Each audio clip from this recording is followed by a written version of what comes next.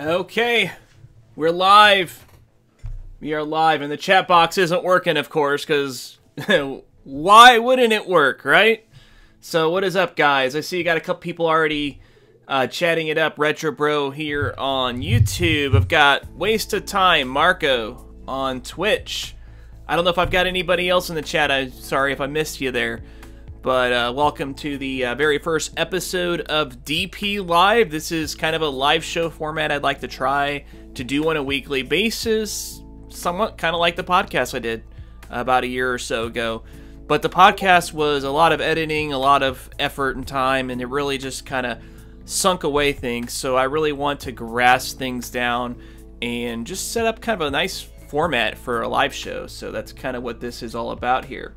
So we've got, the chat people already coming up. Yes, I've got little things. What is up, Kamikaze Sound Waves? By the way, I told Smash JT about your YouTube channel, and he did a live stream yesterday. He did like a channel critique thing, and he didn't really get a chance to check out your channel much. He probably didn't want to talk about it too much because you weren't there, but, you know, I recommended you, Home Slice, and he had some very good points that you definitely want to check out. I'll try to hit you up on Messenger sometime to let you know what that's all about. What is up, BioPhoenix? BioPhoenix, another OG. So if you guys are interested in calling into the show, I have the Discord. The Discord link, we're going to go ahead and post that again right there in case you aren't part of the server for the Down Phoenix Discord. There is the link. You can add that on there. Everybody that is watching the stream can click on that and check it out. Before we start doing the live show calls, I want to kind of just discuss a few different things about what we're going to do with this whole channel format. Let me go ahead and switch it over so I can kind of see what I've got on this feed here. So basically, for anybody that's not aware, I used to do a podcast called DP and Me, where every week I would have a guest. Some of the people in this chat have been guests, believe it or not, but I did basically a weekly little talk about the gaming industry and just things that happen and whatnot, and that's kind of what I want to do. What is up, Goblin215? Holla's at my boy. This dude has a really good channel, by the way, Goblin215. You should check it out. I just recently started watching his channel. I don't know how long ago it was, but he does some really good stuff. And so definitely give him a handout, you know, a handout. Yeah, give him a handout. Give him a government handout. He definitely deserves it, right? Give him a shout out is what I'm doing here, actually. But, yeah, let's see. Last I heard, he sets up my channel and others. I know he privates his stream shortly after. Oh, okay. Yeah. That's right. I'll ask Jeff if he can maybe, if he has it unlisted, if I can get a link so I can kind of like look for it for him and kind of let Kamikaze see that feedback, because he didn't obviously see it at all. And but yeah, anyways, I want to discuss a couple different topics about this. This is going to be off the cuff this week, because this is just kind of like a practice little stream, just a little practice show. But I plan on having some set topics, and of course, there's callers. No clue where the hell the mic is at the moment. Well, that's cool, man. Nothing else, you can always use your webcam, right? That's got a mic built in. But anyways, the first thing I want to talk about is the whole Soulja Boy thing, which I never made a video of, but thousands of other YouTubers have, including the Retro Bros made like several videos, even though he said he only made one or two. But you know what I mean? It's just funny. But it's just really funny how heavy everybody was talking about this topic, but then as soon as like the new year is done, yeah, about a month ago, okay, you subbed to me for a while, okay, well, I appreciate that. But yeah, the whole Soulja Boy console is just, what a joke that was, what a disaster that was. I mean, when the whole thing first started, it was kind of fun to poke fun of it, because it was obviously cheap Chinese clone consoles that had no business being anywhere near the gaming industry. But these devices are everywhere. You can go on AliExpress, eBay, Amazon, and so on. You can buy these devices, no problem. Yes, Fallout 101, Kamikaze. Definitely good pointing on that.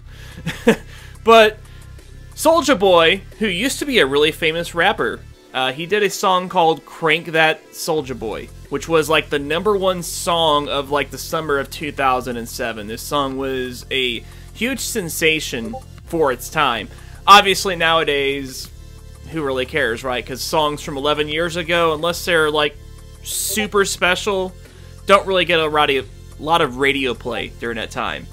And it's just really interesting that just because of that old notoriety he has, everybody had to latch on to this like it was something completely new, which I'll admit I had my participation. Even though I didn't make any videos, I watched several videos, and it was just kind of fun to see people poke fun at these joke consoles and destroy them and stuff like that. That was all in good fun.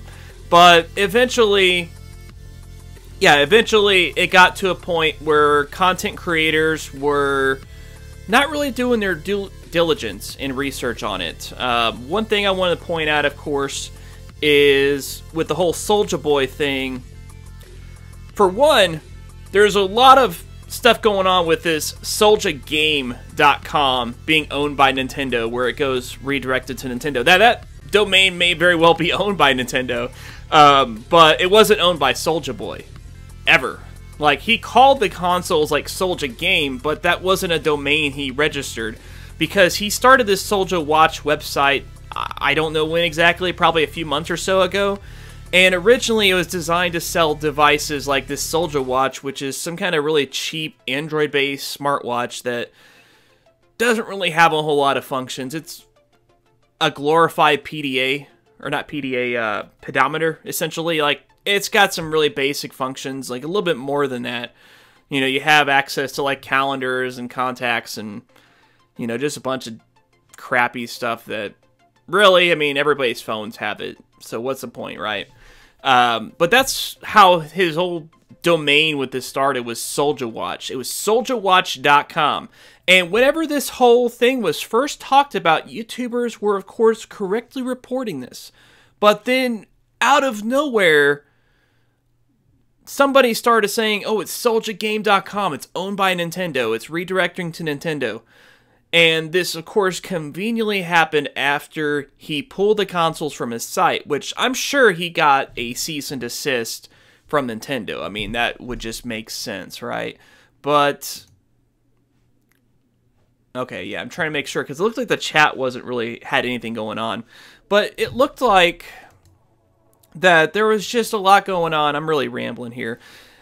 But the fact of the matter is, what happened really, as far as I can tell at least, is a troll, in good fun, by the way.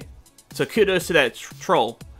They, I guess, registered this domain and just set up a simple redirect to go to Nintendo.com.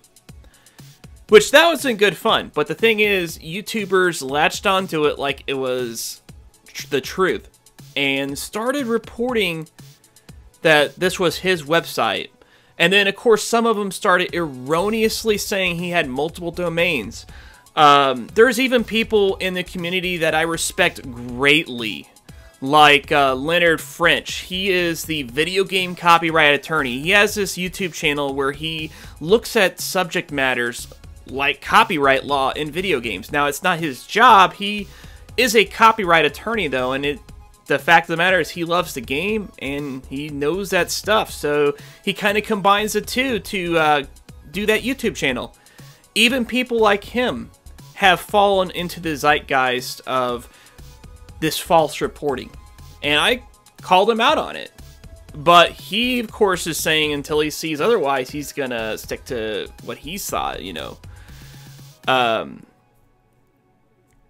It's just really upsetting, you know, that the truth can be so twisted that people can't even tell what it is anymore. You know, and it's really funny because, like I said, everybody knows. You go back to the original videos with Mad Little Pixel. He was the one that first broke the news of this Soulja Boy console. Which I don't even know if he ever bought it from Soulja Boy's website. I think maybe he just happened to come across it and ordered it from somewhere else, like Amazon possibly, and then noticed that Soulja Boy is selling the same console, and thus the story started. That's my guess, at least, with that. But, yeah, it's just such a sad story, man. I don't know if anybody has any kind of thoughts that they want to share on this. I know Retro Brody's kind of saying a couple of different things with it, of course. Yeah, so there was that, of course, that I mentioned with the website. You know, the lies based off of that. Then there were some content creators, a couple of different content creators, which I'm not going to name here. I don't want to start any drama. But they took this issue so seriously that they started taking it really personal in a negative way. I don't know if it's because they had a lot of people saying negative things about them, like that they're racist or something like that, but one of them happened to make a video on his YouTube channel basically crying out on this thing. And I made a video, of course, mocking that whole thing, just to let you guys know. If you want to look back a couple of videos, I forget what the title of the video is, but check it out if you want. But you can get the links to all the videos relevant here. It was a joke, okay? This whole Soulja Boy thing was a joke. We should have had our fun, have our laughs, waited for the next news topic to come up, and moved on. But this topic lasted for nearly a month. And some people still try to latch onto it a little bit, which I guess, ironically me, right? Because I'm talking about it. But it's kind of a catch-22. If you want to bring awareness to get people to understand something, sometimes you have to talk about it. Sometimes you have to bring attention to that topic. And that's what I'm doing here with this whole discussion. So, kudos to 2019 killing off this whole Soulja Boy topic. I'm glad. Let Soulja Boy do his thing. Let him do his thing. I don't know. He can still sell a whole bunch of other generic knockoff stuff, like the watches, the cheap AirPods, which his little AirPods cost like $6. Like, wow, that's cheap. It makes me wonder how bad they are for that price, considering he's marking those up. They probably cost him like $2. But yeah, exactly. And if I bought one of those where I bought Soulja Boy consoles, yeah, I saw like a guy that I posted on Facebook that posted one of those. I actually bought a Soulja Boy console. Either no, you did not, because from what I've heard, nobody actually ever received these consoles. I imagine Nintendo sent the cease and desist before it even started shipping them, or maybe shortly after, and they're being shipped from China. So who knows if anybody ever got one? I don't know if anybody has verifiably gotten a Soulja Boy console, like at least one ordered from his website. They might have gotten one of the obvious imitations, of course, with that, but I digress. I'm too stupid to figure out Discord, but if you want me to talk, rage, shoot the shit about something, let me know. Well, you're in the Discord server. Did you want to get on a call with me, Marco, or... yeah.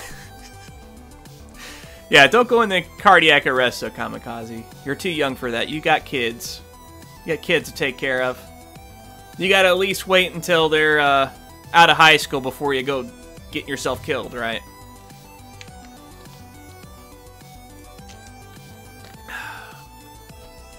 Yeah.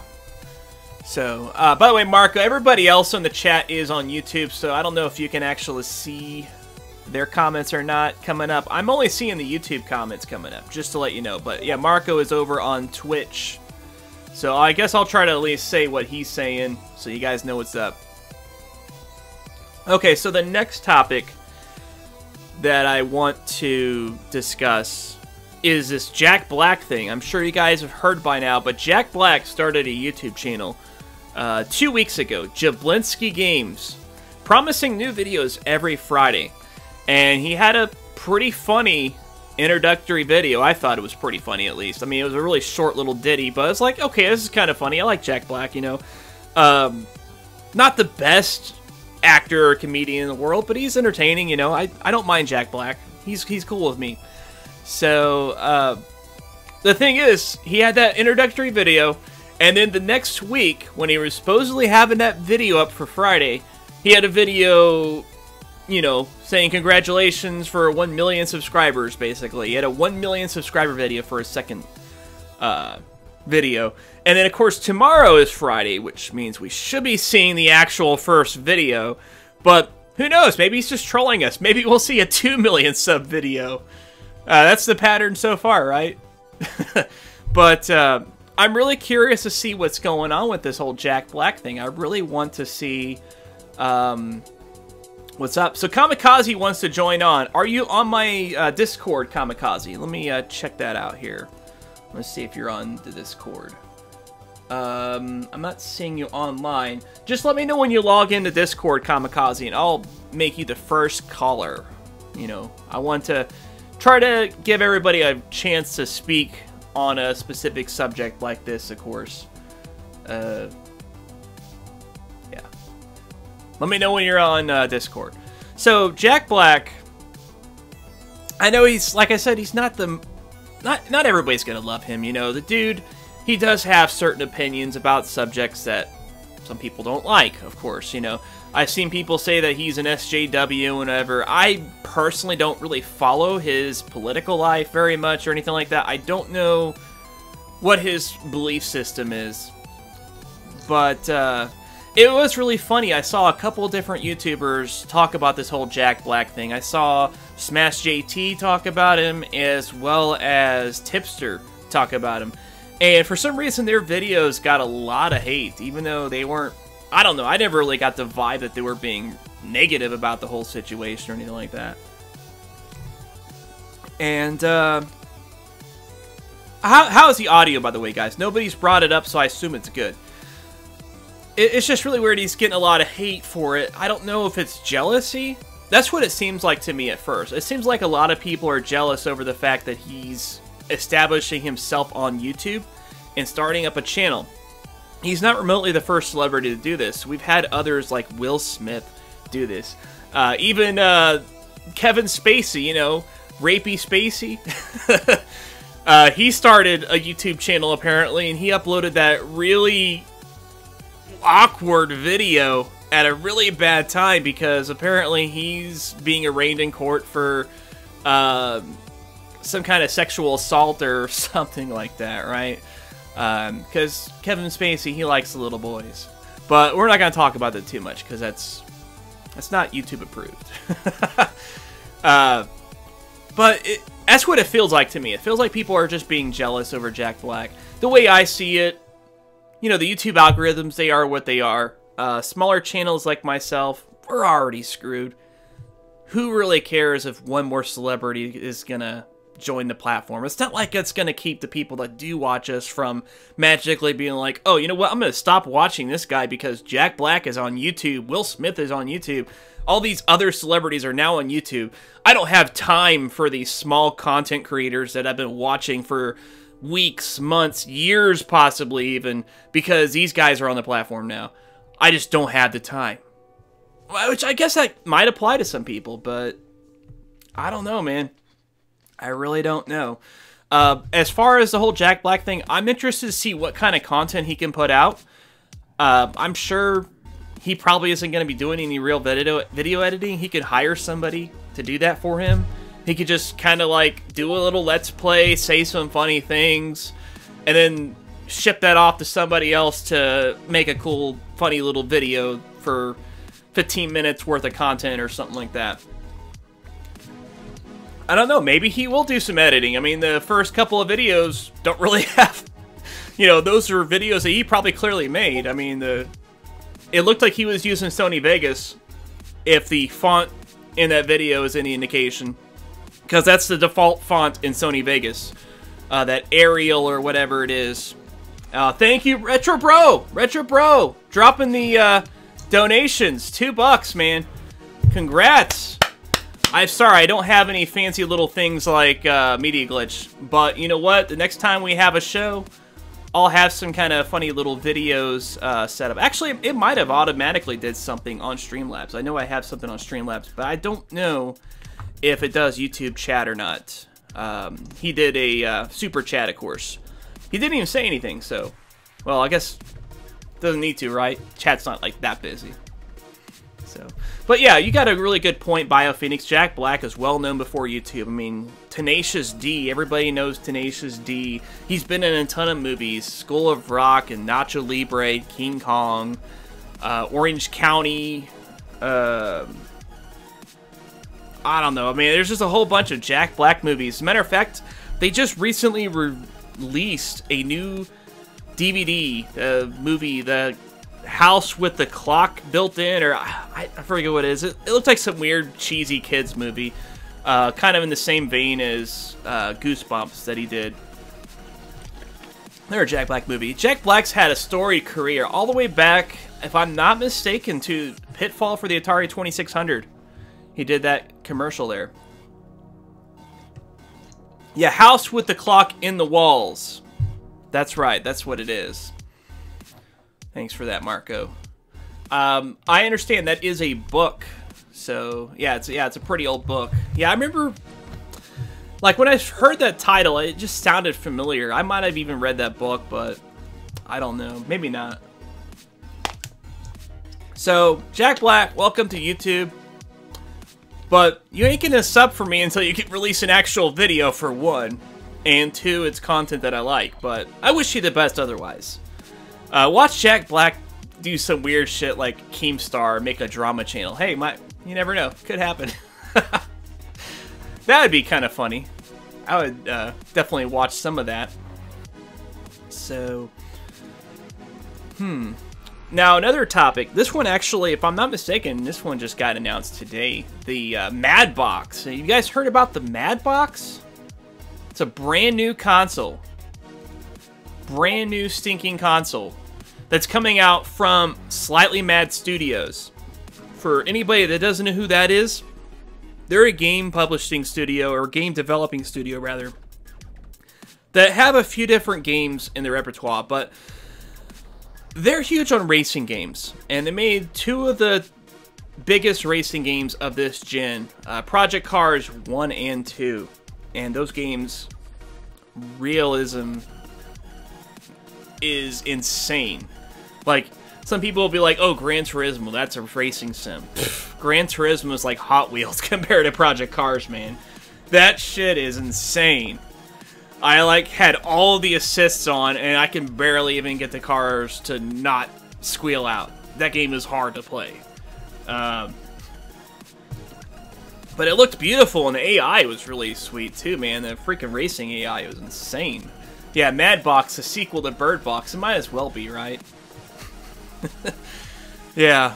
I heard that they made Project Cars 2 a little more forgiving. For, I guess, not really for newcomers at all. I don't think they're going to aim for that. But, like, I'd say for at least mid-level racing fans can at least kind of possibly enjoy it. But, yeah. Just crazy. So, they're making a console called the Mad Box. I guess because their name's slightly mad. This console is supposedly going to run in 4K 240 frames per second. They say that it's going to be on par with the PlayStation 5 and Xbox 2, which I'm sure that 4K and 240 frames may not be all in conjunction at the same time, unless it's just like some really crappy looking indie game, in which case, will you really notice those extra frames? Probably not, unless you're slightly mad. But they're making a console. Like, what is this? What is it with companies and all these people trying to come up with these stupid ass console designs? Consoles are so expensive and such a hard market to really penetrate. They're really the best you can do if you want to be a niche player is to make a decent Android box. That's really the best you're going to get, because if you try to actually get toe-to-toe with Sony or Microsoft or Nintendo, forget it. Just forget it. Microsoft, they have a lot of experience now, but the only reason they're even in the industry is because they spent billions and billions and billions of dollars to get their foot in the door, essentially. And the only reason they're even in the console industry is because Bill Gates was scared shitless of Sony. Back in the PlayStation 2, whenever the PlayStation 2 was first announced, Sony was talking about making it more than just a gaming system. They were talking about making a full-blown Linux computer that people could do everything with. They can get gaming action, of course. They got multimedia. They had the DVD player, of course, built in. And they're also talking about Linux computing on the PlayStation. And that's what scared Bill Gates into basically letting the Xbox team have whatever they wanted to compete with that. And Microsoft did a really good job brute forcing their way into the door. No other company that's tried to brute force into it has ever had any real success. Look at Philips. Philips CDI. That was a really expensive mistake for Philips. Philips was one of the top brands in the world for electronics. They were like number 2 or 3. I think Sony might have been number 1, but Philips was like number 2 or 3. They were no joke. And they lost like $2 billion or something like that over the CDI. And they didn't even really try that hard with the CDI. I think the CDI didn't sell too much in terms of overall systems. I'm going to take a look at that just to see what the overall sales were on the CDI. I'm seeing Kohl's distributing whenever I search for CDI sales. So that just tells you how bad the sales are. They can't even get an actual Wikipedia thing here. Okay, here we go. So yeah, I found the Wikipedia for Philips CDI, which may not be 100% accurate. But it has an install base of... where is it? I can't seem to find it. Okay, they claim to have an install base of 1 million units in October of 1994. I don't know how accurate that is because of the fact that I've literally seen one CDI in my lifetime. Like, even some of these game trade shows that I've been to, they didn't even have a CDI for sale. Like, whenever I went to Missouri Game Con, they had this video game history museum. I think they had a CDI set up there, but they also had like 80 other consoles, so like, come on. It's not that big of a deal. But needless to say, it was a huge flop for Philips. And they might have did a couple 100,000 units. And they lost $1 billion on that. What a joke. Now, 3DO wasn't a huge disaster. It was kind of disastrous, but the 3DO company was really smart because they basically let all the other manufacturers blunder it up. Because what they did essentially is they let these companies like, I think it was Panasonic, Gold Star, who is now known as LG, and Sanyo. They were manufacturers for the 3DO. And basically, a 3DO company let them charge whatever they want for the consoles. They were able to make all the profit that they wanted on the consoles. And I think they also gave them, like, I want to say a 10% cut of what 3DO got in software sales. That was kind of like a thing. Whereas 3DO was only going to make money on software sales, and their royalty was practically non-existent. Like, most of these companies charge huge royalties. Companies like Nintendo and Sega, they charge huge royalties. Like, I remember, I think Sega charged companies about $12 per cartridge, and Nintendo, I think, charged like $15 per cartridge or something like that for publishing these games. 3DO charged like $2. To publish for their system, on the other hand. It was something really small. And so, obviously, these companies weren't making a lot, but 3DO conned them into basically saying, hey, you get all the money from the hardware. So, these companies, they decided, oh, we're going to go ahead and make a shit ton of money, because look at Nintendo, look at Sega, and we have the most advanced console on the market. This will be an easy piece of cake. No, not at all. Panasonic and Gold Star and Sanyo, they're the ones that lost money on the 3DO project. The 3DO company didn't lose any money. They were able to successfully spin off into a game publisher and were very profitable. Trip Hawkins, he used to be the guy that ran EA back in the early days. He was the one that started the 3DO company. And this was a really brilliant idea, a really brilliant con of the hardware manufacturers that that he pulled off. So, but one thing that I really thought was interesting was how exactly would the market look if we had 3DO actually be a successful player. I know it seems like a really wild idea because obviously $700 console at launch, insane, right? But like I said, part of that reason was because Panasonic, they were going to make money. They were probably making like a $200 or $300 margin on the console whenever they were selling it.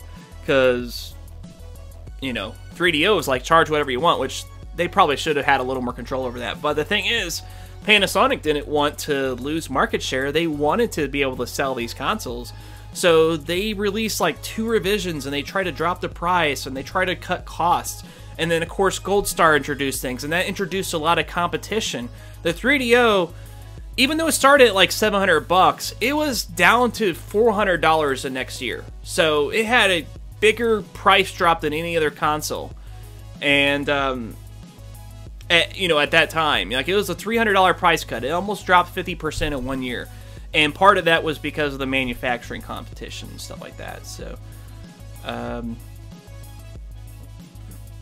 it sold 400 units total for the CDI. I mean, I'm sure they sold more than that. I'm sure they had to have sold more than that. I remember seeing like QVC videos where they were trying to push the CDI on people, but. You know, I even know... Okay, I don't know where I was going with that tangent. So I was talking about the Mad Box, I think it was. And that's the moral of the story. These were companies that tried to brute force their way into the industry. See, Philips, they could have probably been successful. They could probably still have been a player in the industry if they kept going at it. Or they could have went bankrupt, possibly, with the CDI project. Which really wasn't even meant to be a game console. It's meant to be more of an interactive thing. Like, they were talking about doing, like, encyclopedias and movies and stuff like that on this thing. This thing had a lot of capabilities, but gaming really was on the back end of it. But then again, it was only game developers that really wanted to provide software for it, because everybody else either thought this idea was way too ahead of its time and not ready to practice, or... you know, the few developers that they did get didn't really put out a lot of software that wasn't gaming related, so... Yeah.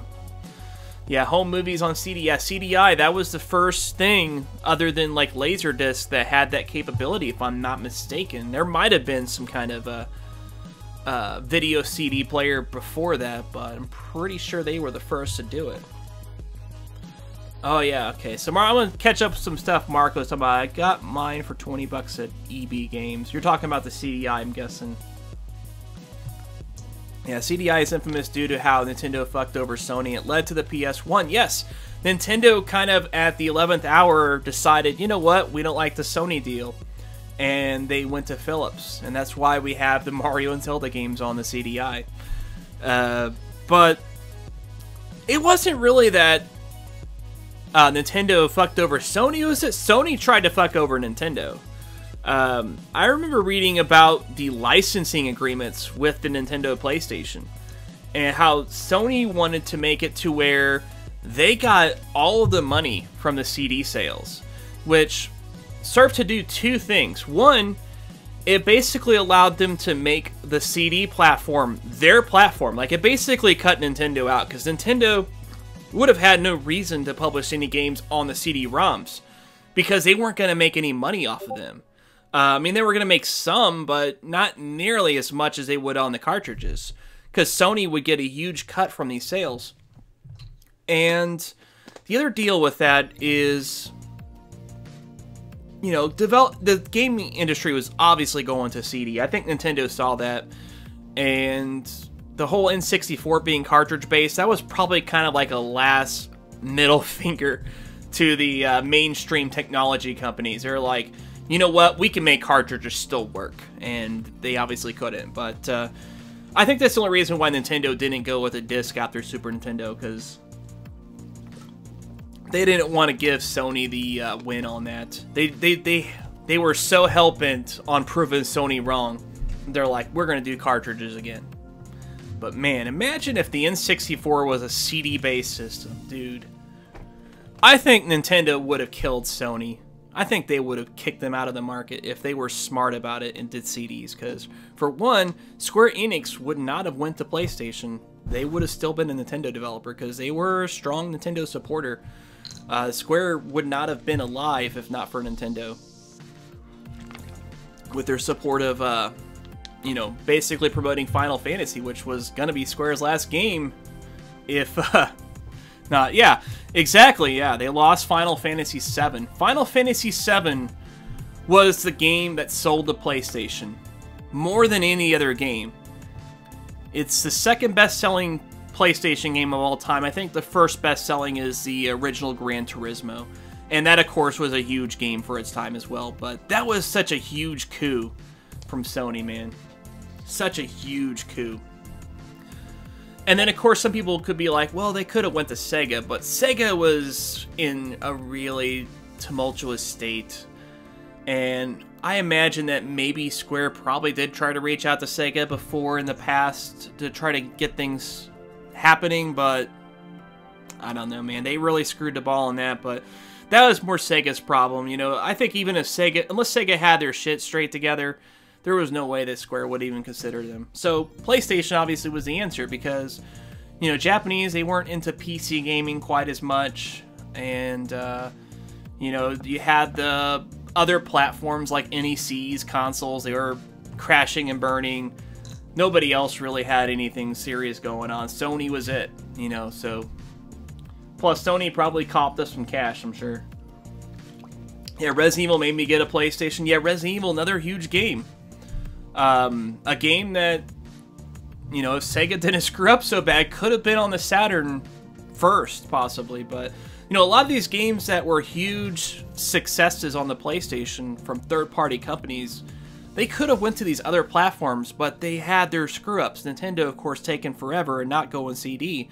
And Sega, with all of the confusion on the marketplace, the Sega CD32X, the infighting between America and Japan, and then of course Sega just basically ignoring Europe, even though Europe was one of their strongholds. Yeah. Yeah, for sure, man. The Saturn is a real trip.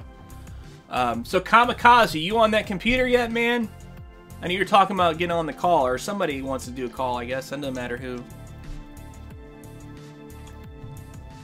Or if you guys have a topic, you want to bring up a topic, now's the time to drop it in the chat. Because starting to run a little dry on things to talk about, man. For the week, at least. You know what? There is one thing I want to bring up. I want to go ahead and talk about my favorite games of 2018. I'm going to just do a little bit of chatter on that. Almost, okay. So, my favorite game of 2018, I think goes without saying, is God of War. God of War was amazing.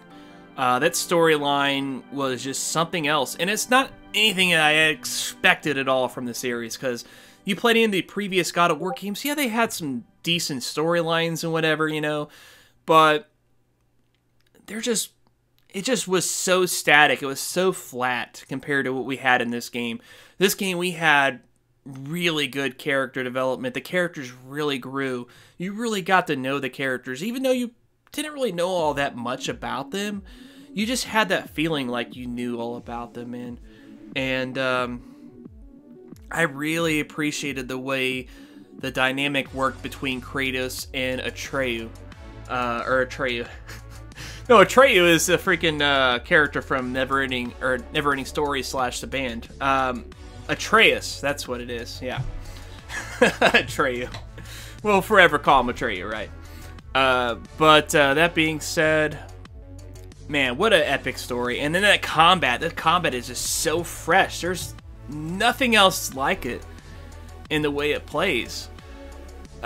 Just really unique. I really enjoyed the way that you level up your characters and you go through the skill trees. There's a lot of combat styles that you can really take advantage of, and man, what a blast. That game was such a blast. An epic score. I mean, everything was really good about it. God of War is undoubtedly one of the best games of this generation. I would say it's in the top 5 for sure. But yeah, that was definitely my favorite game of 2018. as far as AAA games. I like to judge indie games and whatnot separately. I don't really have a best game of 2018 because there's 3 games that all deserve perfect 10s. I've only reviewed one, which of course is Pig Eat Ball. Don't forget to check out that video if you haven't. I'm sure everybody that's in here right now has. But The Messenger, which I know Marco mentioned earlier, that was a fantastic thrill ride. And I knew it was going to be good because it was Devolver Digital. I'm like a little bit of a Devolver fanboy, but holy crap, I didn't expect it to be as good as it was. That soundtrack for one, from Rainbow Dragon Eyes, I think it is. Damn, man, that soundtrack is bombastic. Holy crap. Holy crap, man. Yeah, one less combat, less and less of. Well, play the game more. The combat is a little bit bare bones at first, but once you get further in and you start unlocking skills, it really develops a lot. Yeah, be sure to hit the like button to support the stream. What excellent advice, Goblin. That is awesome advice. Don't forget to check out his channel, by the way. But The Messenger, there's just so much oozing personality with that game. First of all, best character of the year. That damn shopkeeper, man. In The Messenger, the best character of the year. Holy crap. I enjoyed every little conversation I had with him. And it was just such a blast. So hilarious. He's like the best merchant since the Resident Evil 4 merchant, but better. Because he wasn't just like funny creepy, but he was just funny, you know? But, and then of course the gameplay changes up too. Like, the very first part of the game is a straight-up 2D, basically Ninja Gaiden game. It's basically Ninja Gaiden, but just so smooth and fluid. And then it opens up and adds Metroidvania elements to it all. And adds a little bit of, I guess, treasure hunting, I guess you could say. Because you have to hunt down these music notes, and you have to use these hints to kind of find things and whatever. And that kind of opens up the game in a little more cerebral way. And it's just really interesting how that happens. Yeah, for sure. But yeah, that shopkeeper, man, I'm telling you.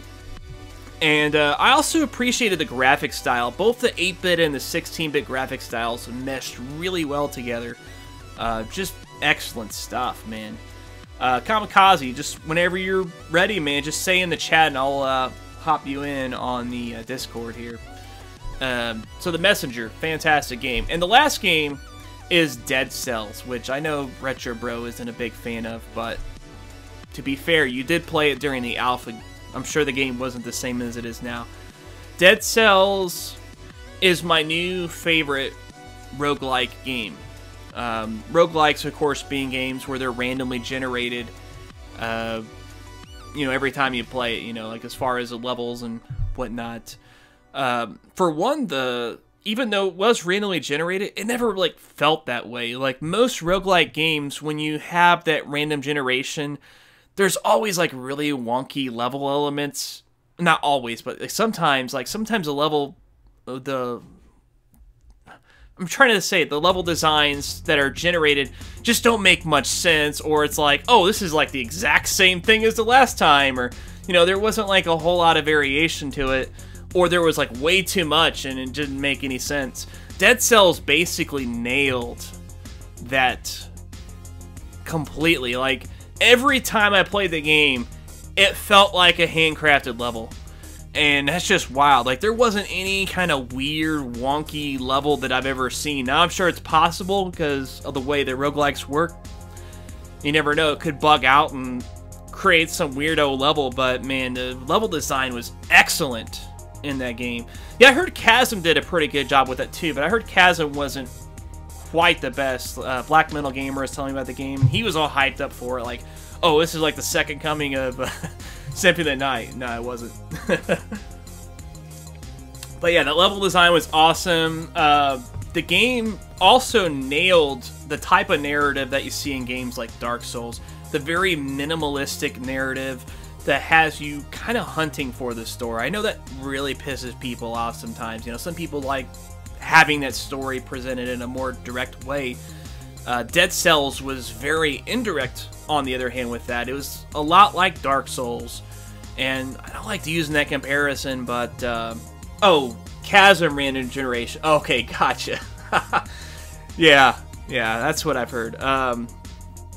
But, yeah, man, that narrative is really interesting, and it always, like, every time I play through and get a little bit more, I always, like, read the little notes and things like that, trying to learn more about the lore of the world.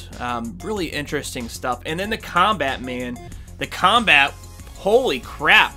I don't think I've ever played a 2D game that's had such fast and fluid combat as that game, man. That game's combat was ridiculous. And you just felt like a badass whenever you're playing that game. You know, once you got good at it, of course. You know, at first you're getting your butt kicked, even by these freaking crappy enemies at the beginning of the first dungeon. But by the time I stopped playing the game, I was left to like New Game plus or something like that. At that point, the game was like way too hard.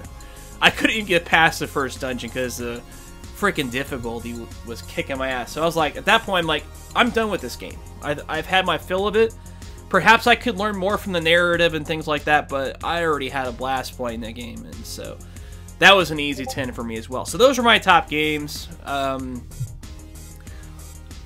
Red Dead Redemption 2, I'm playing that right now, and I'm actually kind of enjoying it right now, but when I first played it, that game kind of pissed me off, because the thing is, it does so many really cool things. There's so much attention to detail in the world. Like, I mean, the graphics are mind-blowing in Red Dead Redemption 2. It's definitely one of the best-looking games I've ever played, and just such a lovingly crafted world. And then a lot of really cool little things. Like, the cinematic camera was really neat. Like, whenever you're going to missions or whatever, you can hold the, I guess it'd be the back button on Xbox or the touchpad on the PlayStation. You hold that button in, and it switches to a cinematic camera, and you can basically, your character will automatically move, and if there's dialogue, that'll automatically happen, and it just made things really, it just made things kind of like skip by really quickly, even though you were waiting in real time. The game didn't have like any kind of real fast travel, at least not in the beginning. Like, you do get that later. You played it for 30 hours? Holy crap, what chapter are you on? But that being said, the game, it feels like a last-gen game that was published on today's systems. The gameplay is just kind of behind the curve. It really is. And there's certain things that I just thought GTA kind of played better. You know, it has a lot of glitches and things like that, which Fallout 76. It doesn't touch Fallout 76 on the glitch front, so I'm not going to be too hard on Red Dead Redemption 2. But I am enjoying it right now, but I'm kind of glad at the same time it didn't win like every award, although I kind of got a little pissed off when it won Best Music, but that score is actually really good, the way that it plays out, you know, because whenever I was thinking about it, like, you know what, this score is actually pretty nice, although I would still personally enjoy something else for soundtracks. Matter of fact, a game that you know, it probably would have been The Messenger for me as far as music, best music, but I've heard Celeste is really good too. I'm actually going to be playing Celeste this month. I got it on Xbox Gold. I heard it had a really nice soundtrack. And Xenon Valkyrie Plus, which just recently came out on Switch. I reviewed it on the PlayStation 4. Had a soundtrack by George Yost. Man, that soundtrack is amazing.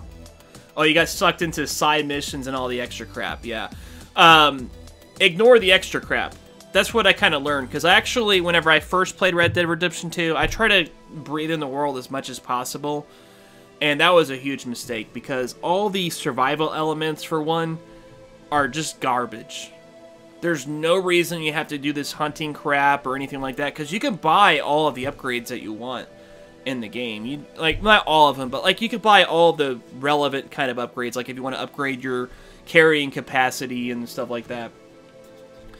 And you get a lot more money from the main missions. You really don't need to do the side missions, man. Just ignore them.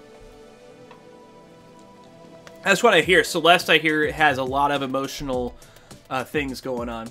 So Kamikaze, I'm gonna go ahead and invite you into the call. Let me go ahead and how do I invite you to this call? Okay. Okay. So let me go ahead and pick you out, dude. Hey, do you... Oh, I guess you don't have... I'm gonna send you a friend request, Kamikaze, because I need to apparently have you as a friend.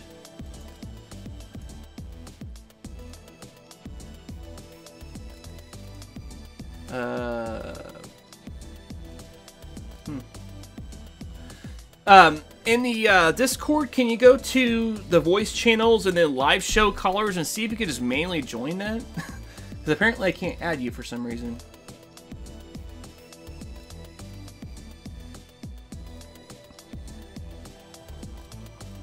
Pretty sure I had you in my friends list, so let me check that out.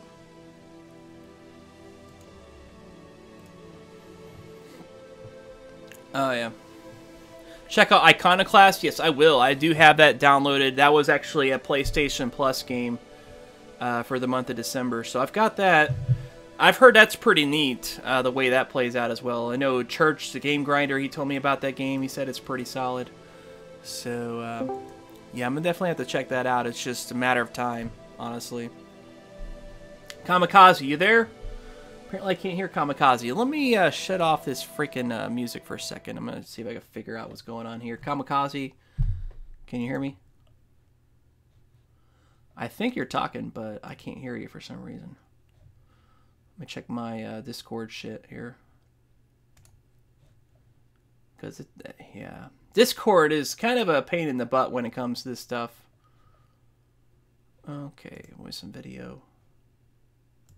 Output device. Let's make it that. Okay, I think that'll probably fix it.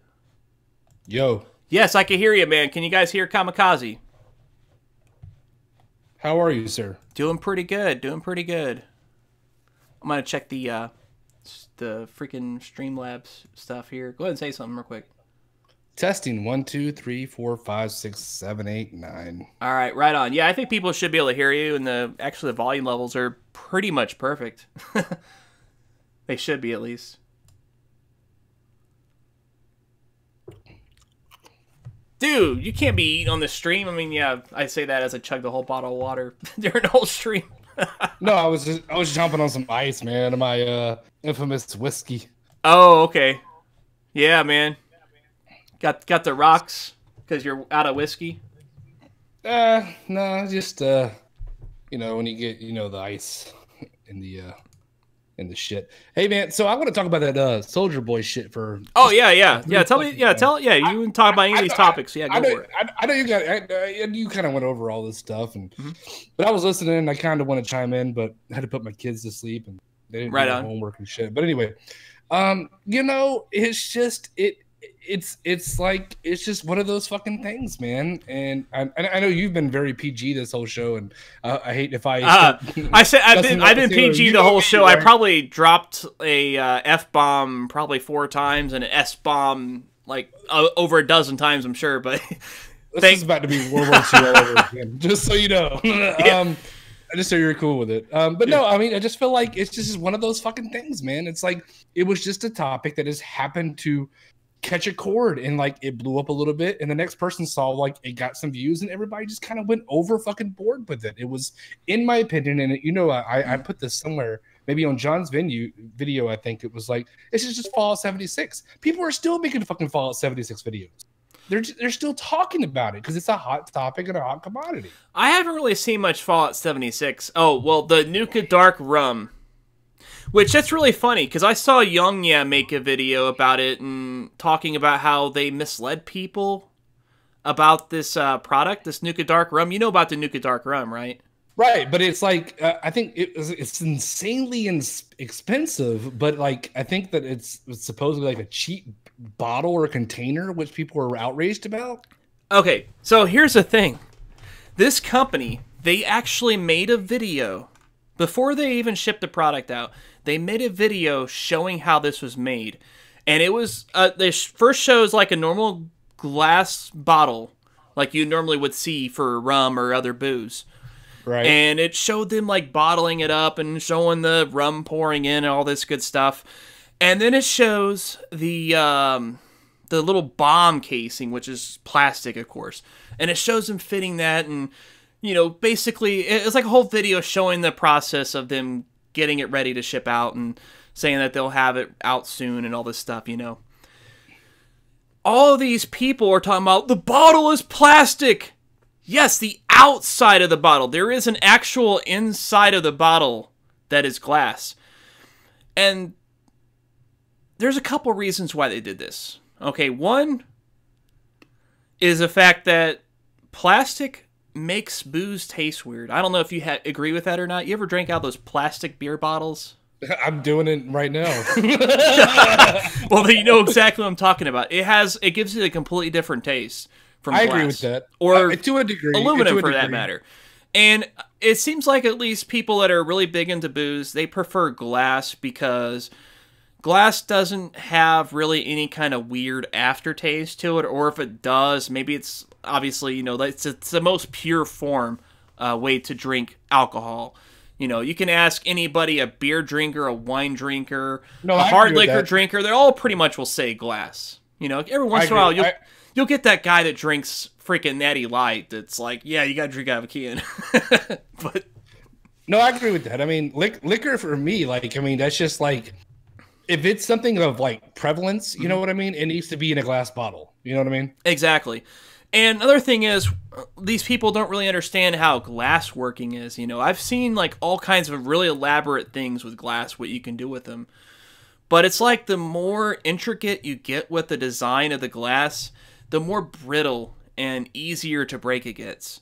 So they could have easily made the bottle kind of like have all these weird curvatures and make it look like a nuke, But then, like, would it have even survived shipping? I don't know if it would have.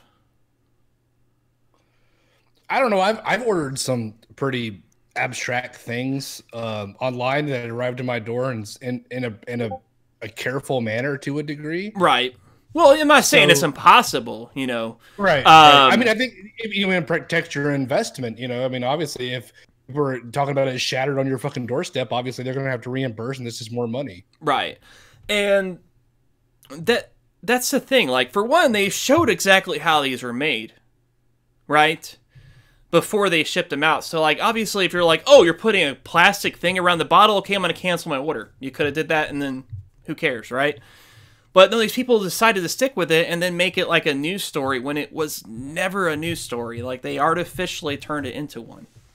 Exactly. And you know what? I'm so done with this type of stuff. Like, I still love YouTube. It's still like my primary source of entertainment for any way, shape, or form. But it's like, this stuff is just getting overboard. And it's like, and it honestly, it's prevalent in any kind of YouTube community, in my opinion, like the story time ones or whatever you dive into. But like, the gaming community is just becoming just as stupid, if that's the best way I can put it.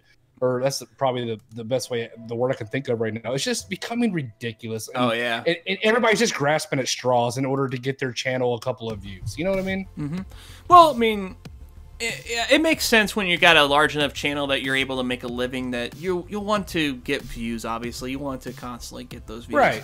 And you put out certain kinds of videos, you're going to get more views, therefore you get a bigger paycheck. I get that logic in it. I mean, honestly, I do YouTube part-time, like, even if you call it that, and I think you can agree with, even doing YouTube as like just even a hobby is still hard to come up with topics every once in a while. Think about the people who does this like as a daily basis job. They have to really literally grasp at any straw that's available for them to suck out of. You know what I mean? Oh yeah, exactly. Unless you're in California, where they apparently recently banned straws. Did you hear about that shit? No, I work in a hotel industry, and we've actually banned straws as well. We use biodegradable straws. Yeah, the paper straws or whatever, right? Exactly. Yeah, exactly. So it's save the turtles and shit. I get it, but whatever.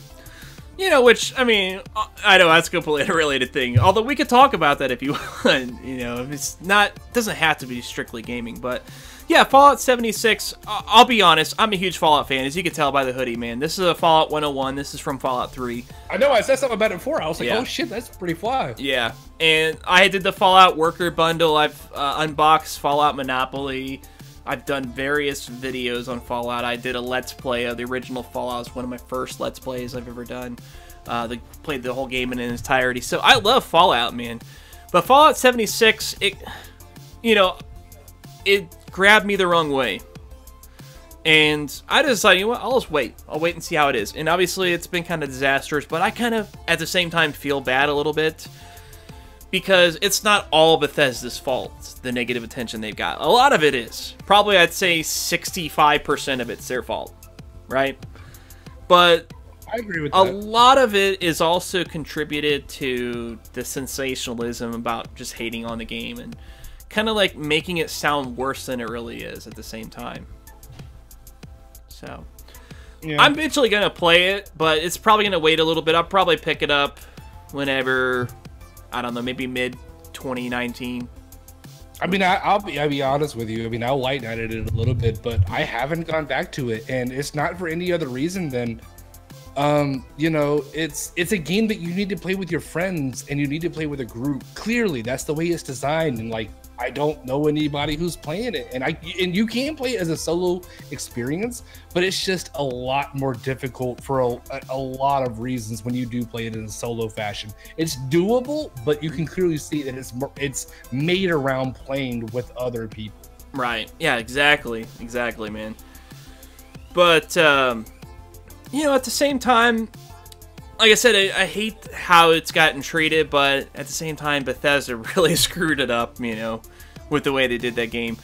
And it kind of bit them on the ass. They're definitely going to have to be really careful with any future games they come out with now.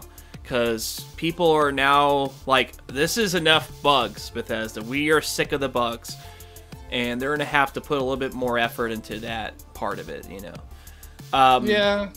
I don't know, man. If there was no bugs, I would be like, who made this, you know? I feel like it has to have it, like, even if like it's like not intentional, right? Like they have to like do one just cuz, you know what I mean? Right. Well, I think one of the early things that people got pissed off about was the fact that Bethesda basically bragged that it was going to have a lot of bugs and that they probably weren't going to be fixed.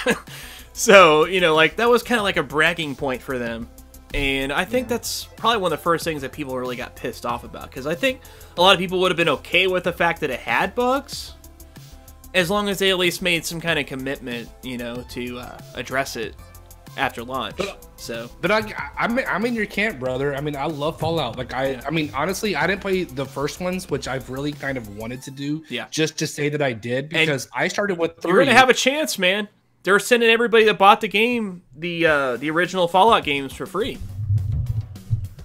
Yeah. So you should get an email on that. If you do, man, definitely pick them up. I'm sure it'll be like a Steam key or GOG or something that they're going to send you that you can check those out. No, I mean, obviously, you got a decent computer. You're going to have a problem running those.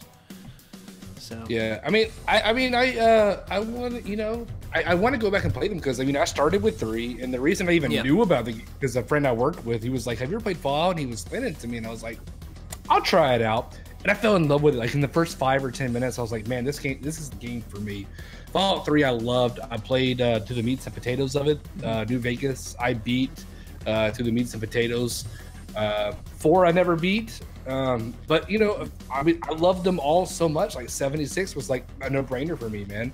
Right. I didn't care what anybody said. I was like, I have to at least see if it's good or bad. And honestly, the time that I played with it, I enjoyed it. I mean, I'm not saying it's a bad game. I'm not saying it's a good game. But I will definitely say that, like, I definitely would know I would love this game if I had friends to play with. But nobody I know plays it shit. Right. I mean, you could make friends along the way if you really wanted to. But I mean, honestly, it's best. It's obviously just a game that's best enjoyed with friends, and I didn't know anybody who bought it. So yeah, what system did you get it on?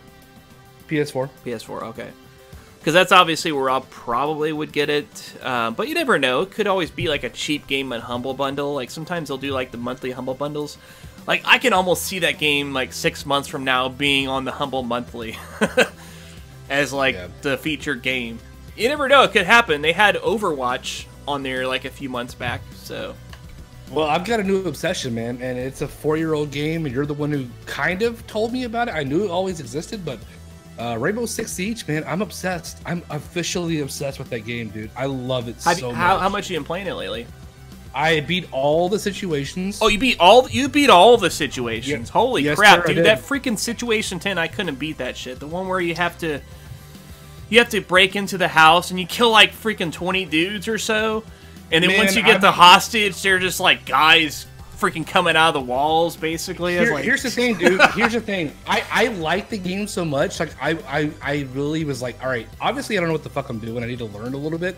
I watched a few YouTube videos on like all the operators and how they operate and what to expect. And I watched it, and it actually really helped, man. Oh, yeah. That's a really nice little tutorial. Like it's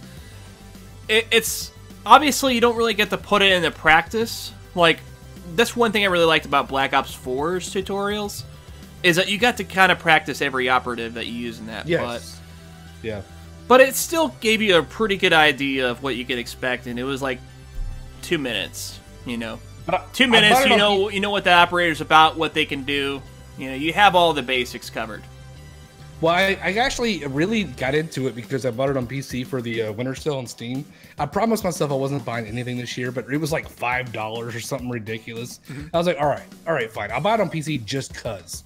Oh, so wait, do you have it on PC or what do you have it on? I actually have it on PS4 and PC. I've got it on both also. Awesome. I prefer on PC. I prefer it on PC. Okay, yeah, we can play on PC. But I'm assuming you like the mouse and keyboard? Is that what it is? Yes, sir. Yeah. Yes, sir. I gotcha. And I played through all the situations, and actually, you know, that was one of the recommendations of the videos that I saw. It was like, you need to play through situations. It's going to make you a better player. Grit your teeth and bear it. You will appreciate it after you beat the situations. No shit, I'm kicking ass now that I've actually played and gritted my teeth and played through those fucking, you know, those. I'm not gonna lie, man. This shit makes you want to take your headphones off and throw them through the goddamn universe. But yeah. But no, it really does help, man. It really does. Right. I gotcha, man. Yeah, it's been so long since I played it. Like the last time I played it was literally whenever they had that mode. I think it was probably the first time you really got to see the game, when they had that mode where they had that kind of weird zombie thing for a limited time. Oh yeah. I saw your stream on that, or I caught it at the tail end. I was like, holy shit, that looks really cool. And that was like the kind of got me interested. That was like the last time I played it, so it's been a while. Like, year 3 obviously is going on. It's now up to year 4. I think year 4's DLC is starting any day now, if not already. No, it already is. But I don't have any of those operators, man. I still have the base game, and I'm content with that. Which, that's all I've got on PC. I just have the regular game. But on PS4, I did get the year 1 and 2 stuff and all that. Yeah. So, but yeah, man, that's good shit. Yeah, we could definitely play that sometime. I won't be able to stream it if we're playing on PC though, because my PC plays at like medium-ish settings, so I know you use I don't use XSplit, but man, I really just started doubling into oh no, I use Streamlabs now.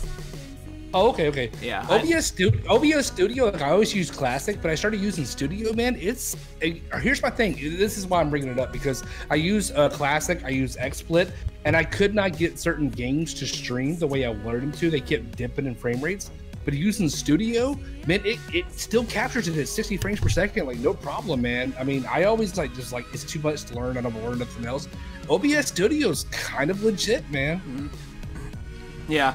Well, I mean, that's a good point, Marco, but they're very different games. And by the way, Rainbow Six Siege kind of does have Terrorist Hunt. Well, it's not the exact same thing, but that freaking co-op mode where instead of doing the normal multiplayer, where you can do the co-op thing, you could do that instead. That's kind of like Terrorist Hunt.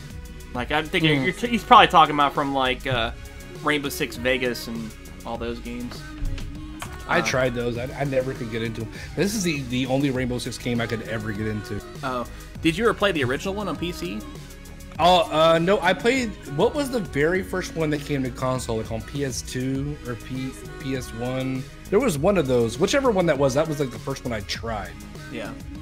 I think Streamlabs OBS is the way to go, Marcus. That's the one I've had the best luck with, personally.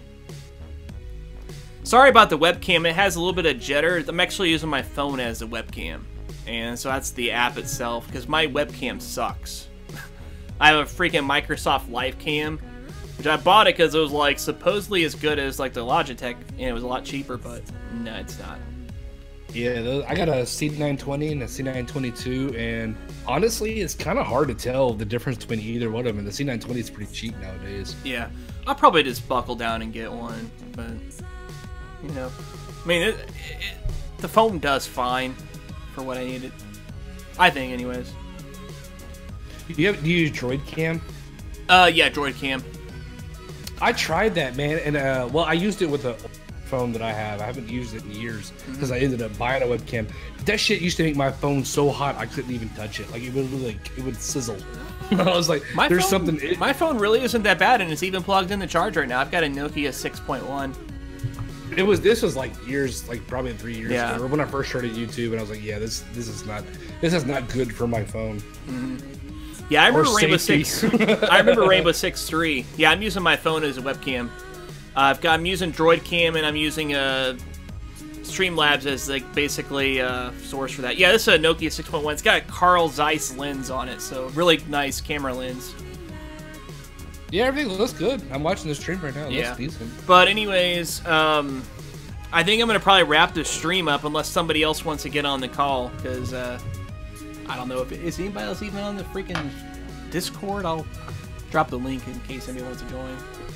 If you're not already in there, I think pretty much everybody that's watching is probably in there already, but I don't know. I might be wrong. So, yeah, we'll definitely do some Rainbow Six. We'll do it. Shoot, what's it look like for you tomorrow? Well, I told John. Do you have Soul Calibur 6? I do. Oh, good. Because we'll play that instead then. Me, Retro Bro, and Bio. I've kind of pushed off Bio a couple times just because I just got wrapped up with their shit.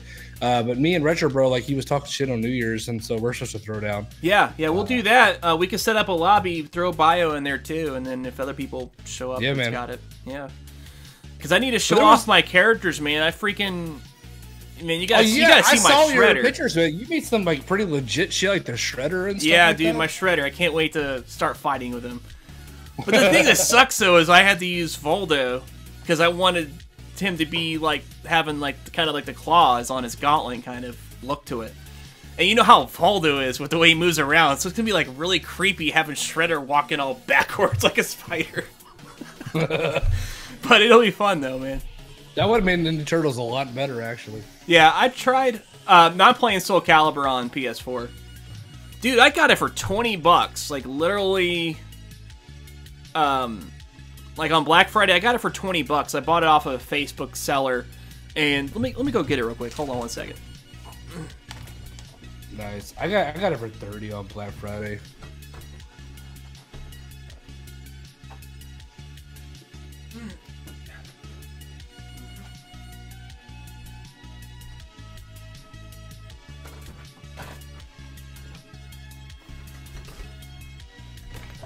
Okay, let me get my earbud back on here. So, Soul Calibur 6 for the PlayStation 4. Not sure if you can see anything iffy here, but look at the back, man. Everything is in freaking Spanish. Everything on the back is Spanish. There's not like a lick of English except for like the freaking stuff here. But it's a normal game, man.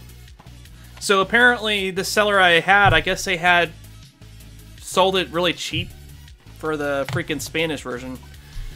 Like the Spanish-American version, because obviously it has a T for teen and all that good stuff. But yeah, man, really cool. It's going to be really funny, though, if I try to trade this into GameStop. For example, if it even comes up in their system, because I'm sure they go off the UPC No, and it's probably a different UPC, so they'll be like, "Oh, it's not working." They'll have to like manually punch it in or something like that with a manager approval. That'd be really funny, but yeah, $20 like a month after it came out, dude, ridiculous. I don't play a lot of fighting games, but at that price, I'm not gonna refuse it. And then I got Smash Brothers for $40. I got Smash too, man. But that was a different deal. I got a $20 off PayPal to buy it off eBay, so that's what I did there. I don't know, man. I mean, it might be an unpopular opinion, but I don't like Smash that much, man. I just don't like it. Really? What's your problem with Smash? Okay. How dare they call that an adventure mode? That's not an adventure mode. Okay, that is just fucking going from match to match to match with stupid shit to contend with, like the wind or 7 Yoshis or my dick or something. It's just something random in every match. To me, that's not an adventure mode. It's like, you know, it's just call that like what is it, like Mortal Kombat, like the thing where you like go up the what do you call that, like oh, the endurance thing or whatever. Endurance, that's all it is. Like, but just because it has a map like Super Mario World or whatever, that doesn't make it an adventure mode, in my opinion. Right.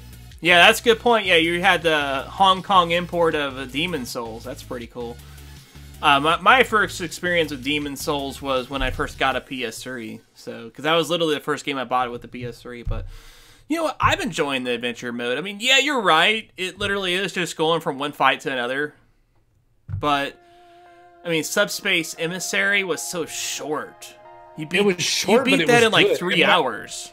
But when you say adventure mode, I was thinking like the embassy thing, like with that times a million. That's what I was expecting. Yeah, but that was so short. It was like 3 hours in that game. But it was fun though. It was fun. It was fun, but I still think I like this more just because of how they introduce the fights and all the interesting upgrades and things like that you can do. It was just really neat. You know, I really like the way they pull that off. Yeah, I feel you, but like my whole gripe is like 30 hours is, you know, okay, if it's 30 hours of fun, that's fine, but I feel like that 30 hours is like me having to retry a fight 3 or 4 times because I didn't pick the right with spirit or whatever it is, or I had to redo it. You know what I mean? That's what incorporates that 30 hours. I just use the auto picking for the spirit, so when I just go into the menu and hit Y, and it generally will pick the best thing for the situation. Oh, so it gives you like the right shit automatically? Yeah, like for one, like the different spirits have like kind of like a rock, paper, scissors kind of thing going on. You have like the attack, defense, and whatever the other one, and then you have that one that has like the purple symbol, which is just kind of like generic, so there's not like any special weakness or strength to it. So if you hit the Y, it'll automatically pick a spirit that's strong against whatever type that is, and then if it happens to be the gray, it'll just pick one that's got like a high level, or at least a level that's relatively close to what they've got, so that you'll have a good chance. You know, so that way, because you have to have a lower level than them if you want to get more unlocks and things like that when you beat them. Plus, with the way the AI is, like, you'll do about the same damage if your, like, rank is about 80% of what theirs is, you know, so you don't have to match them up or best them to you know, do pretty good against them. That's what I've been using personally. That's what I was. Well, occasionally I'll pick stuff manually, but I mean it's a lot of work. Once you get all the spirits, there's like hundreds of spirits. It's like a pain in the butt trying to do that manually, you know. So yeah, you're right, man. The AI is really solid too in that game. Yeah. Hey, before you kill it though, man, I did want to talk about that Jack Black shit. Oh yeah, what do you think about it? You know, and I think Retro Bro probably just incorporated everything I was gonna say. That yeah, he's fucking famous. People know who the fuck he is. It's easy ad revenue. But I saw, I forgot who it was, but they made a video. It was like, there's a real problem with YouTube because look what Jack Black's doing. No, there's not a problem with YouTube. That's what YouTube's been doing for years. Yeah, that just showcases what YouTube has been doing all this time. Yes, there is a real problem, and this just brings it to the light. obviously, I feel, in my opinion, that YouTube has somewhat turned into a Hulu, Netflix of sorts. Yes, you still have any channel that you would ever want to watch if you do the research and get into your feed and what have you. But my point remains is that they have selected their top channels that they want you to watch, and that's all they need. They don't need anything else. They have millions of followers, people who watch their videos millions of times. What's the point? They don't need the little channels anymore. It's done. It's over with. And look, as a business point of view, I completely understand that. Right. But Jack Black, in order for him to succeed, he doesn't need to do much. He just needs to kind of exist. Right. And well, is that disappointing? To be fair, he has put in a lot of work into his career. I mean, right, exactly. That's not disappointing to me. Like, he's already put in that ground level work. He has that reputation. He has that kind of like charisma. He has like what to expect when you go watch a Jack Black YouTube video, if he in fact is actually following through with it. That's my 2 pennies. Oh, yeah. Well, I really like YouTube Red, by the way, but in case you haven't heard, YouTube Red is going to be free, at least the actual programming. Obviously, if you want things like to remove advertisements, you're going to still pay for that. But all the YouTube Red original programming, you know, stuff like Cobra Kai and all that stuff, which if you haven't watched Cobra Kai, drop what you're doing and watch that shit. Yeah, I know. It is amazing, dude. You and John both told me, like, shut the fuck up, stop it, just watch it. If you haven't done the free trial for YouTube Red, just go ahead and do that. You can binge the whole series. Like, it's half-hour episodes. You can watch the whole thing in 5 hours. But yeah, it's amazing, man. Or you can just do like Retro Bro did and Cody it. But yeah, man. All that programming is going to be free. I don't know if it's officially happened yet or not, but they're going to be unlocking it because they want to encourage people to watch this stuff. You know, and I guess they want to really push advertisements. So, yeah, YouTube's just kind of going in that direction. They want to compete more against Hulu and stuff like that. And I mean, to me, as a business model, as someone who wants to make money, it absolutely 110%, it makes sense. It's fine. It's fine, you know. And the thing is, one thing that YouTube, instead of trying to use a platform as like, this is where you go to watch these social media personalities, you know, instead of it being the place to watch them, that's more of like the check mark for the service that YouTube offers. You know, because YouTube wants to offer TV shows and movies and things like that on the site. There's free movies and stuff you can watch now on YouTube as well. But instead of us being the draw, we're just a check mark on the feature set now. Is really what it's gone to.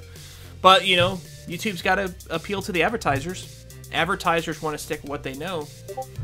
They don't like taking a lot of risks. So, and that whole PewDiePie thing, that demonstrates, you know, where advertisers were. They started saying, oh, YouTube's kind of risky because we might be actually advertising on like a KKK site or some shit like that. So yeah, that's why they kind of did Adpocalypse and all that stuff. So yeah, I don't know, man. I'm really close to making a video on why I just have nothing but disdain. There's this. Do you know who? And I took a picture of it. I snapped it on my. I took a screenshot of it on my phone because I was scrolling through and I was like, "This is what the embodiment of terrible YouTubeness is." The same way you did with like that one guy who had like wear tacky shirts. Was talking about Soldier Boy. Yeah. Do you know who Sons Bookish Gaming X is? Who? Sons Bookish Games X. Can you type that in the chat? Because I don't even know what you're saying. Hold on. I know exactly. It's weird. Yeah. But no, I have no idea who that is, man. Did you just type it? Okay. Sons Bookish Games. Yes, you're having the same problem. Sons Bookish Games X. Say that 3 times fast. No, I have no idea who that is. I'll look that up though. And at least he didn't put XXXX around it. Well, it will be. It will be. That's the problem. It could have been XXXX Sons Bookish Games X420XX. That's what it could have been, but thankfully it wasn't. Okay. Okay, I'm checking this channel out. Looks like it's a chick. Right. That's my problem. Not that I got a problem against women. I don't want to be that guy. I just want to fucking make sense here. That clearly she's in tight pants. She's showing her midriff. She has her hands out. The worst Nintendo game ever is her fucking thumbnail.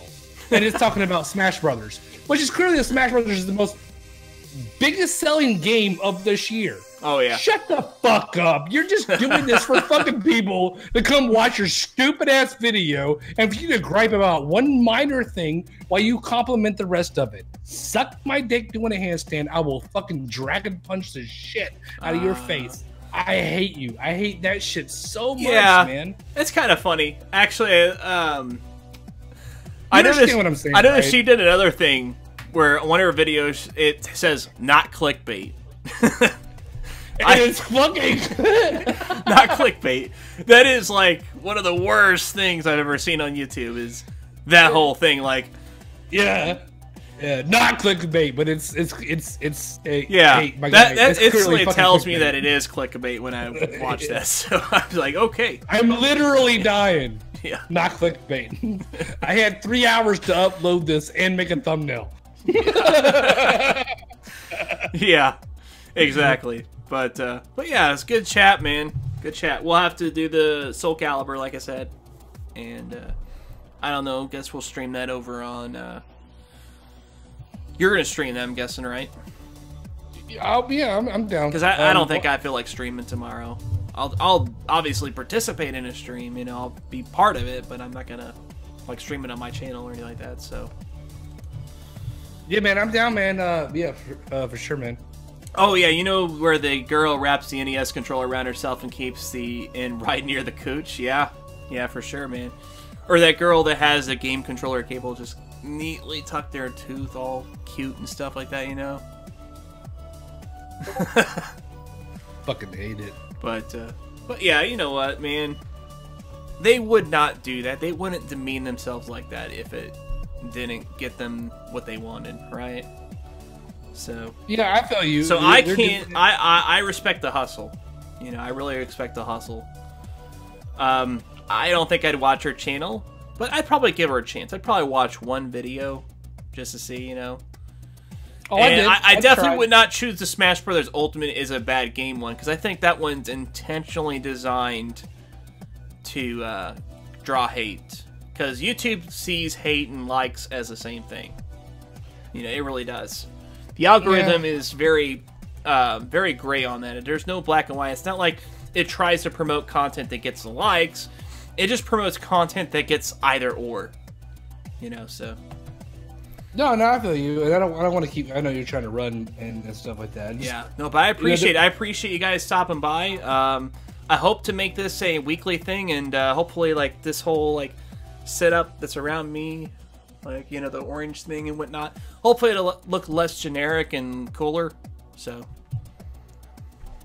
I'll figure something out. Maybe I'll have some little segments other than just talking about the news things. So no, it's a good time, man. Good time. Yeah. So, you got any last words, man, before you hop off? I kick you out of this chat. Have a good one, brothers. Have a good one, brothers. Words to live by. See ya, man. Hey, have a good night, man. Don't know how to kick you out. I it's in the call. Alright. So, that was Kamikaze Soundwaves. You're welcome to check his channel out. But, here, maybe I can type his name and maybe I'll tag him, because he's dumb about the way he has his channel name. You can't even find it in search unless you add a 0 and a Z. So yeah, that's the name of his channel. If you type that in the search, or if you just click his name above, you'll find it that way. He does some funny little videos and whatnot. Really cool dude. We're going to play some Soul Calibur 6 tomorrow, and so hopefully we'll see you guys there. He'll be streaming it, hopefully.